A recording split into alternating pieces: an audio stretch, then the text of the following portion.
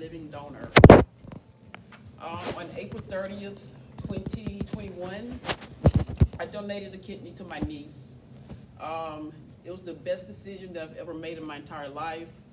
If I had to do it all over again, I would do it again.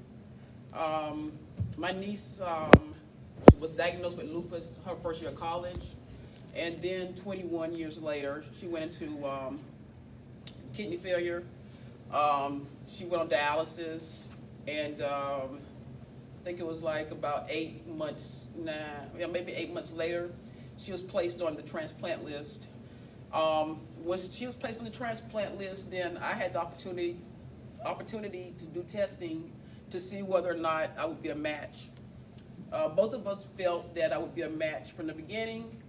My niece was born on my birthday. She grew up like a sister, like a daughter, like a friend. So it was just fate, I believe, that she was born on my birthday and I was able to donate to her. The process of donating, to being a living donor, it wasn't a bad process, but it was a lot of testing. And the initial test is the blood, where they do the blood type, the tissue typing, cross matching, and all that does is see whether or not we're compatible, see whether my kidney would be compatible for her to receive.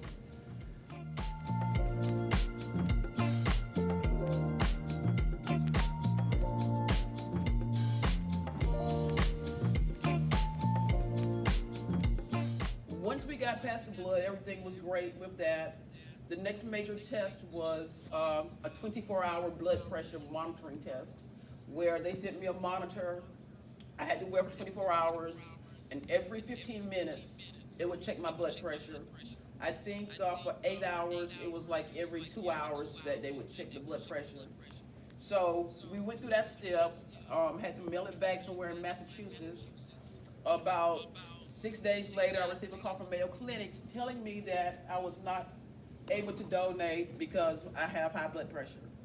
Okay, I am I go to the doctor regular. I know my health. I know I never had high blood pressure issues. So I challenged them, to do the test again. The second time around, the blood pressure was great. And I'm bringing that up because a lot of African Americans have high blood pressure issues, or what is, according to textbook value, 120/70. Most African Americans don't fit that. That does not necessarily mean that we have high blood pressure. So if you're in good physical health, and you get a test result back that you're not comfortable with, just challenge it. I challenged them, and I got past that step. After doing the 24-hour blood pressure monitoring, then they do some 24-hour urine test. I had to do a couple of those when they want to check pretty much the GFR, or they want to check the baseline of your kidney function to make sure that your kidneys are good enough to give to someone else. Aside from that, I smoked 25 years, so they put me through a full panel of pulmonary function tests, which I did quite well considering I'm a smoker.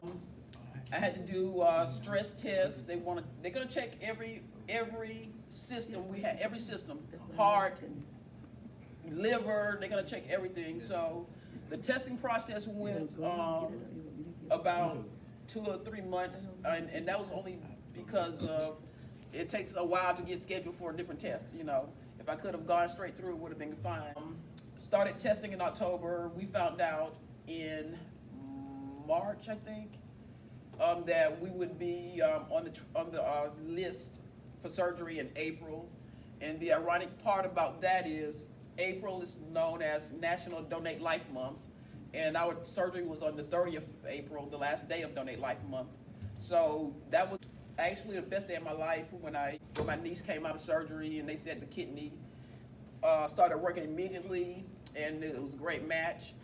So I've done a lot of things, but donating a kidney has to be at the top of the list. As you guys can see, I wear my hair bald, but it has nothing to do with health issue. It's a choice. So I'm totally healthy. We only need one kidney to live. The second kidney, I look at it as, being a blessing to somebody else. I've had, it's almost 2 years, I have had no issues relating to me giving a kidney. I was able to go scuba diving last summer. I started smoking again. That's nothing to brag about, but I'm just saying I'm still in good health. I get a clean bill of health whenever I go to my personal physician. I just like to encourage anybody to consider donating, not just a kidney, to change your driver's license, get on the donate list. If something happens, give somebody else an opportunity to have a better quality of life. I watched my niece going to dialysis 3 times a week. I know it can take a toll on you mentally and physically. We can change that scenario by just giving a kidney, by donating. The qualifications, to be qualified to donate, we just got to be in a reasonably good health. A lot of us need to change our eating habits. We grew up, eating a lot of fried foods, and these birds that we like, they're not like the chickens my grandfather raised when I was coming up. They're injected with different things, and the veggies, they aren't the greatest. We have to make sure we just change our habits. Eating out of canned veggies, that's definitely a high sodium, definitely not good.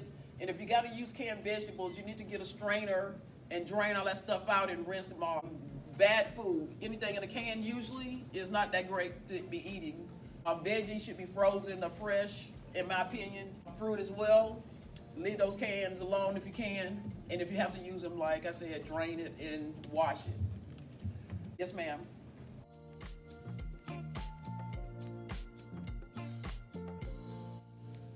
My niece worked for Duval County Schools. She had pretty good insurance with them. So if you have someone that has insurance, their insurance will cover the living donor totally. Once we did the surgery, 6 months later, I went out. They did exams on me to make sure everything was great. Coming up, April will be a year, so they'll be calling me any day now to schedule an appointment for, actually it's the second year. So they did that for the first year, and they'll do it again this year. So they follow up as well and still pay the bill.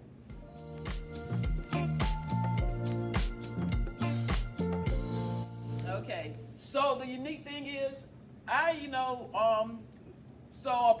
part of the testing, you have to go to site consult as well, just like the recipient, the donor has to go through a site consult as well, and they want to know the same things. Are you concerned if what happens if that kidney rejects, or what happens if you get sick and you don't have a kid?